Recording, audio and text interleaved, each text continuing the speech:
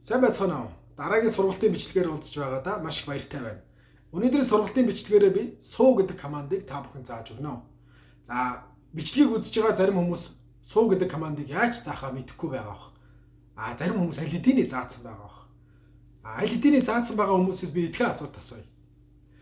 Таны нохой танд хүнтэй мэдлээд гар бариад юм ярих зур төвчээртэй суугаад байж чадах уу? Эсвэл өөр орчин нөхцөлд таныг хүлээгээд удаан хугацаанд сууж чадах уу? За тэгвэл энэ удаагийн бичлэгээр би жинхнээсээ яаж нохойг суулгаж сурах вэ гэдэг талаар зааж өгнө. Ингээд бичлэгээ дуусна үзээрэй.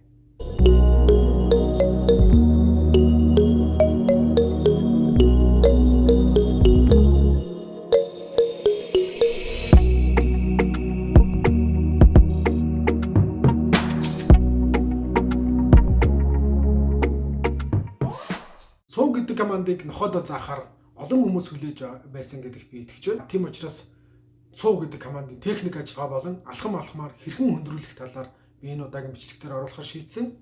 За мөн суу гэдэг үндсэн команд нь бол суурь сургалтуудын нэг юм аа. Суу командыг сургах нэгдүгээр алхам суу командын анхны мэдгэдэгтүүнийг суулгах.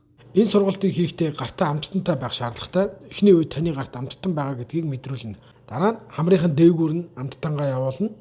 Яг энэ үед гүлгэнд амттан барьсан гарыг зогсоогоор харахад тухгүй байдаг учраас хоошоо гидих явцдаа өөртөө эвтэйхэн байрлал олохын тулд суучдаг. За яг энэ үед нь л амттангаа өгнө гэсэн үг. Энэ бол маш амархан. Суу командыг давтахын тулд суудсан байгаа гүлгөн босгох шаардлагатай шүү дээ. Тэгэхээр яг энийг яаж хийдэг вэ гэхэлэр суудсан үед амттангаа өөр тийш нь яг анхаарлыг хандуулж байгаа шидчихнэ. Ингээ гүлэг босоод нөгөө амттангаа идчих оронд эргээд ирнэ. Та дахиад суу командаа давтах боломжтой болно гэсэн үг. За суу гэдэг командаа хийхин тулд гарын барилт маш чухал. Гартаа урамшуулал өгөхдөө яг ингэж барих хэрэгтэй. Эрхий болон дунд хуруу хоёрын завсар авчуулаад энэ хуруу босоо хэлбэртэй суу. Яг ийм байралтай. Ийм юм уу гэж байж болохгүй. Учир нь энэ гарын энэ дохиоч нь яваагаараа холоос ч гэсэндээ нохоос хосох боломжгүй ч гэсэндээ харах боломжтой байгаа үед эсвэл та өөрөө суу гэж хэлэх боломжгүй байгаа үед олон хүнтэй газар явж байгаа тохиолдолд зүгээр ингэхтүүдэд шууд суучна гэсэн үг шүү дээ. Тэгэхээр энэ дохиоч нь дараа нь суу гэдэг командын дохио болж хуурах байхгүй. Тийм учраас гараа ингэж бариад яг хамар дээгүүр нь явууллаа. Нохоо аяндаа хамар дээгүүр нь явуулангууд хоошоогоо толгой нь хоошоо бүгсэн ингээд суугаад аяндаа сууж байгаа бичлэг дээр харагдаж байгаа. Тэнгууд амттайгаа өгнө. Эхний үед бол энэ байралт хамгийн чухал шүү. Гарын зангалтаар гүлэг суух үед амттан өгч байгааг төвгүй анзаарна. За эхний үед та нар анзаарсан бол би суу гэж огт хэлэхгүйгээр зөвхөн гарын зангалтаар буюу биеийн хилэмжээр энэхүү хөдөлгөөн ерөнхий ойлголтыг төрүүлж байгаа. За энэ ингээд дадлуулчих юм бол дараа нь суу гэдэг командаа хэлэх хэрэгтэй. За хоёрдугаар алхам. Хоёрдугаар алхам бол суу гэдэг командтай дуу тохиотой хослуулж сургалтаа явуулна. За энэ командын зорилго нь бол гүлэг зөвхөн урамшууллаар буюу тэр хоолоор суудаг биш, командаар суудаг болгоход оршино гэсэн үг. Эхний үед баруун гараараа дохиод суусан тохиолдолд баруун гараараа хоолыг өгчээсэн бол одоо баруун гараараа дохиод зүүн гараараа хоолыг өгөх ёстой. Суу энэ үедээ суу гэсэн командаа хэлээд ингээд сургана гэсэн үг. Суу гэдэг команд үнэхээр амархан байсан баг. За тэгвэл одоо хэдүүлээ төвчээрийн дасгалуудыг оръё. Суугаад таныг хүлээж байх, та холдоод явсан ч гэсэндээ суугаад байж байх. Энэ дасгалууд нь суу гэдэг командыг хамгийн үнцэнтэй болгодог дасгалууд юм. Тийм учраас төвчээрийн дасгалуудаа хэлцгээе. Төвчээрийн дасгалын эхний алхам бол үргэлжлэх хугацаа буюу таныг суу гэснээс хойш удаан хугацаанд суулгаж байлгахын тулд хийдэг дасгал юм. Эхэндээ гүлгэндөө суунгууд нь амттан өгч байсан бол удаан хугацаагаар суух үед илүү олон амттан өгөх хэрэгтэй. Энэ үед гүлэг босохгүйгээр удаан суух нь илүү олон урамшуул авдаг гэсэн ойлголт авдаг. Сурах явцанд батчих тусам урамшууллаа багасгах ёстой. Хүлээх явцыг эхний үед 2 секунд. За цаашлаад 3 секунд, 4 секунд гээд 5 секунд ямар ч асуудалгүй сууж сурсан бол 2 дахь алхам руугаа орно. 2 дугаар алхам анхаарал сарниулах. Та өөр орчинд анхаарал сарних боломжтой нөхцөлд ч суугаад хүлээж байх боломжтой болгодог ийм дасгал юм аа. Энэ дасгалыг хийхдээ сууж байх үед нь баг зэргийн хөдөлгөөн хийж эхэлнэ. Хөдөлгөөнийг эхлүүлэхдээ хамгийн жижиг хөдөлгөөнүүдээс эхлээд хөдөлгөөнөө илүү далаацтай болгох замаар хөндрүүлнэ.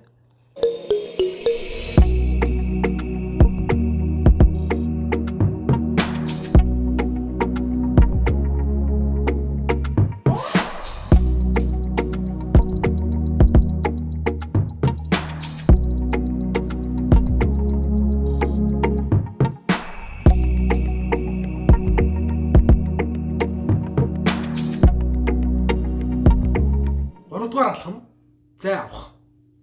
Та энэ сургалтын үр дүнд суулгаад холдоод явсан ч гэсэндээ таныг хүлээгээд сууж байх тийм боломжтой болгодог дасгал юм. Зай авах дасгал бол тийм ч амар биш байгааг та бүхэн сургалт хийх явцдаа анзаарна. 1 болон 2 дугаар дасгалаа маш сайн хийгээд дадчих юм бол энэ дасгал харьцангуй амар болно. Эхний үед гүлгнөөсөө баг зэрэг холдоод хөдөлгөөнөө хийн. Нуруугаа харуулад нэг алхам эргэж ирээд урамшууллаа өгнө. Аль ч дасгалын үед урамшуул өгөхөө хизээж мартаж болохгүй. Суугаад хүлээх бол үргэлж урамшуул авна гэсэн рефлексийг л үлдээх хэрэгтэй. За ингээд үндсэн дасгалуудаа сурсан бол танд баяр хүргэе. За ингээд сургалт хийх явцдаа эхний үед 50 газраас олон хүнтэй газар гэсэн замаар хүндрүүлж явна. Бүр эхлээд гэртээ ч хүндрүүлж болно. Та том өрөөнд сургалтыг хийсэн бол нойлын өрөөнд хийж үздэг, жижиг өрөөнд, унтлахын өрөөнд, галтгоондоо гэх гэртээ өөр орчин нөхцөлөдөө сольж болно. За ингээд цаашлаад лифтэнд, за тэгээд байрныхаа гадаа бүр том цэцэрлэг түрээлэнд олон хүнтэй газар гэх мэт хүндрүүлж явж болно гэсэн үг. Гэхдээ аль болох яарахгүйгээр хүндрүүлэх хэрэгтэй. За гүлэг болгон өөр шүү дээ. Зарим гүлэг хордон сурж болно, зарим гүлэг удаан сурж болно. За бүх алхмуудаа бол нэг дор хийж өрөөсөө болохгүй. Тэгээд алхмуудаа багаар хүндрүүлэх ёстой. За тэгээд эхний алхмуудад дадсны дараа дараагийн алхам руу орох ёстой гэсэн үг. Аль болох гүлгнийхээ өөрийнх нь темпэнд нь тааруул сурах юм бол их зүгээр байдаг.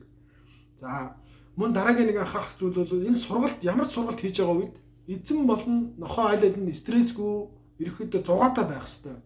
Энэхүү бичлэгийн төгсгөл нохоогүй хүмүүс зориулаад би нэг хэдхэн зүйлийг хэлэх гэсэн. За нохоо сургаад ингээд гадуур явж байхад нохоороо шууд ингээд өөр нохоош ингээд хуцаад идэх хүмүүсийг би маш их гайхдаг.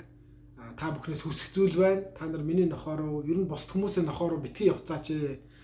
Энэ сургалтын явцад маш хүндрэлтэй байдаг шүү. Та нар тэр бүхнийг ойлгоорой. Зүгээр л тайван орчих. Хэрвээ та нар нохоод үнэхээр хайртай бол түнд хурж үзмээрээ бол эхлээд эзнээс нь асуугаарай гэж зөвлөё. За ингээд дараагийн бичлэгээр уулзлаа. Түр баяртай.